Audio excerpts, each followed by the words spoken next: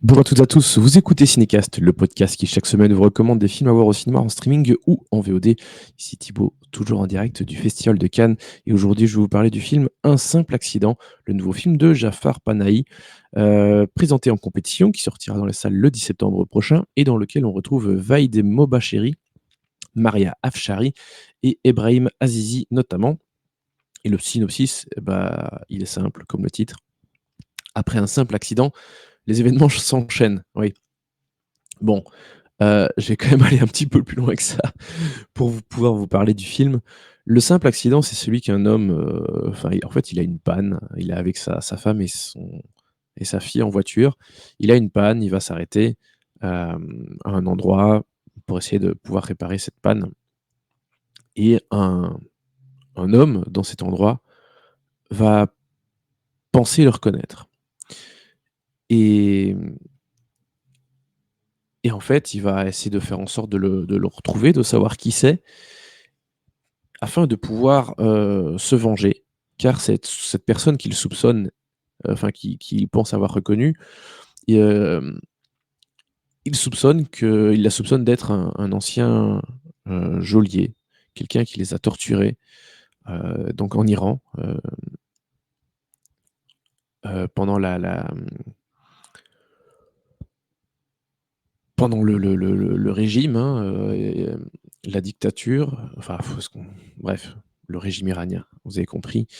On sait à quel point c'est la situation dans le pays est délicate et hem et une fois qu'il aura enfin qu'il pense avoir vraiment retrouvé cette personne, enfin que c'est bien cette personne, il va voir avec ses anciens compagnons, de prison, ses anciens compagnons de torture, enfin il va les prévenir et voir, ce qu'ils font.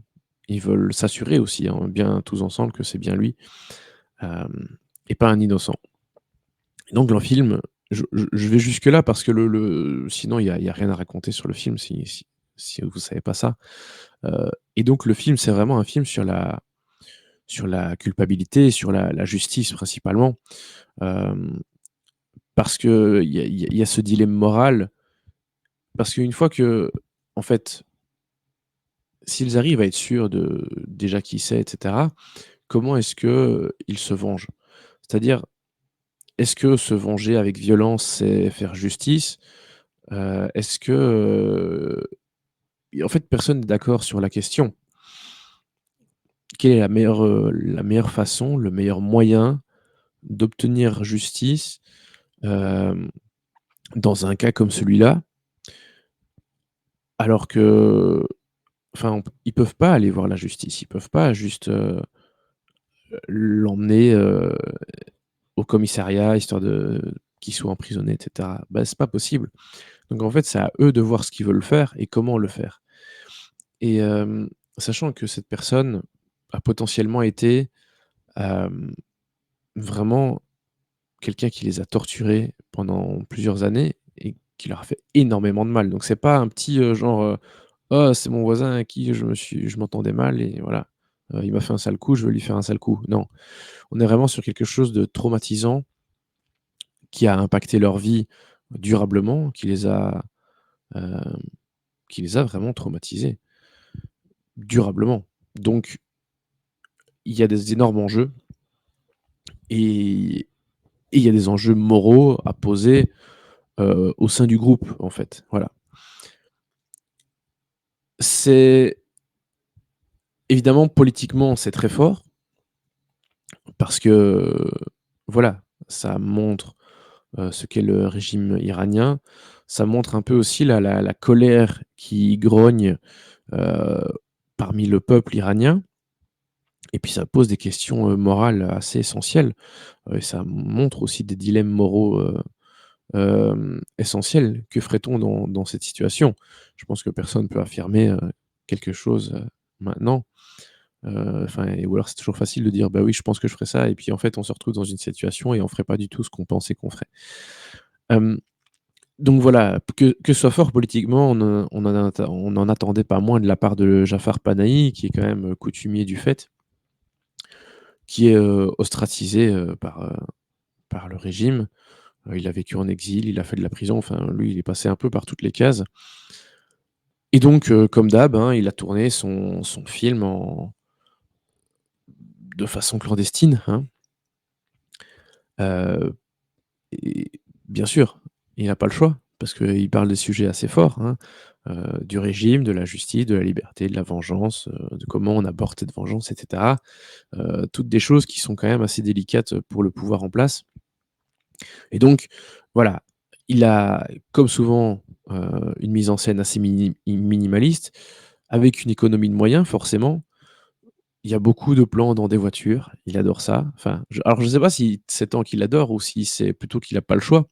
Parce qu'il doit faire des tournages un peu mobiles, sinon il se fait repérer s'il se pose souvent aux mêmes endroits et cetera. Donc voilà, il doit vraiment tourner, assez discrètement et voilà, on sait que les scènes dans des véhicules font partie vraiment, sont partie prenante, intégrante de son cinéma. Ça fait partie, c'est une de ses marques de fabrique quelque part, d'avoir des des scènes de dialogue, souvent dans ces voitures et des événements importants qui s'y passent. Mais à chaque fois, autant c'est peut-être avant tout une contrainte, c'est aussi, cette façon de faire minimaliste, une façon qui est au service de l'histoire et de ce dilemme qu'ils vont se poser. Hem et ça, je trouve que c'est toujours, assez remarquable de la part de Jafar Panahi, d'arriver à allier, ses conditions de tournage qui sont malheureusement indépendantes de sa volonté, à ses histoires sans que ça ne crée un problème ou que ça choque, d'une façon ou d'une autre. Parce que, mmh, ça fonctionne très bien à chaque fois. Et cette façon minimaliste de filmer, elle met vraiment en avant la qualité de l'écriture et puis du développement de la tension. Parce que vous avez bien compris qu'au vu du sujet, du groupe de personnes qui est présent autour de cet homme, heu et que tout le monde se pose la question de savoir ce qu'ils vont faire avec lui, bah, bien sûr, il y a une tension qui va être présente, parce que c'est pas juste lui aussi. Lui, et ils le savent, il a une femme et une fille. Donc, c'est pas juste une simple question morale de qu'est-ce qu'on fait avec lui et basta. Non, il y a beaucoup d'autres choses. Puis il y a d'autres choses qui concernent les personnes et le groupe de personnes. Il y en a qui sont censés se marier et cetera. Enfin, donc il y a plein de choses qui vont être chamboulées et évidemment, il y a une tension qui va naître, au sein du groupe et puis aussi, à des moments où plusieurs personnes du groupe vont être proches de s'occuper de la personne de cet homme, de cet ancien geôlier. Donc voilà, il y a vraiment une tension énorme par moment, qui est vraiment admirablement bien, maîtrisée par Jafar Panahi et ça, c'est notamment, grâce aux nombreux plans séquences, à cette façon, de tourner qui est assez, magnifique et qui met aussi beaucoup en avant, les dialogues au cordeau parce que je l'ai dit, il y a beaucoup de plans séquences, donc ça doit être déjà maîtrisé à l'écriture et puis ensuite avec, la mise en scène. Donc l'ensemble est vraiment hyper cohérent, juste et voilà, moi je suis pas forcément hyper friand du cinéma de Jafar Panahi, mais clairement de ses derniers films, c'est un de ceux qui me plaît le plus. Et je pense que c'est un bon candidat pour un prix au palmarès, on verra bien. Mais voilà, en tout cas, c'est un très bon film. Par contre, je pense que comme souvent avec ses autres films, ce qui peut créer de la distance avec les spectateurs, bah, c'est ce procédé minimaliste, cette économie de moyens, cette façon de raconter des histoires avec des plans séquences et donc beaucoup de personnages qui parlent, avec relativement peu d'action. Moi, je trouve que ça fonctionne très, très bien ici. Mais voilà, c'est un élément dont il faut être conscient, je pense, si vous n'êtes pas, familier avec le cinéma de Jafar Panahi. Voilà, c'est quelque chose qui peut se passer. Donc pour moi, c'est un bon 3 étoiles et demie, pour ce Un simple accident, prévu dans les salles donc le 10 septembre prochain. Sur ce, merci beaucoup pour vos nombreuses écoutes et commentaires. N'hésitez pas à nous écouter sur les plateformes de podcast de votre choix, Apple, Spotify, Deezer, et cetera, YouTube, on est partout et à nous suivre sur les réseaux sociaux avec le handle @cinecasbe et je vous dis à très, très bientôt pour des nouvelles recommandations et critiques en direct du Festival de Cannes. Ciao, ciao.